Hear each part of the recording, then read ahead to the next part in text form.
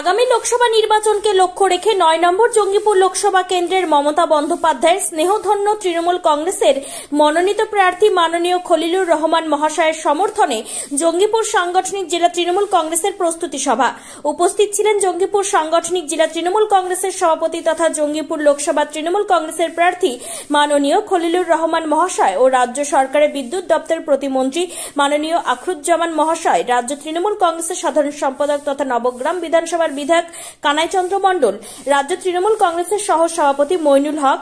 সুতি বিধানসভার বিধায়ক ইমানি বিশ্বাস, খড়গ্রাম বিধানসভার বিধায়ক আশিস মার্জিত, লালগোলা বিধানসভার বিধায়ক মোহাম্মদ আলী মহাশয়,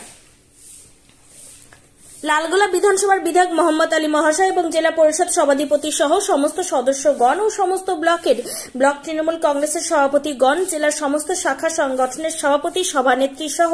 ব্লক ও অঞ্চল নেতৃত্ব।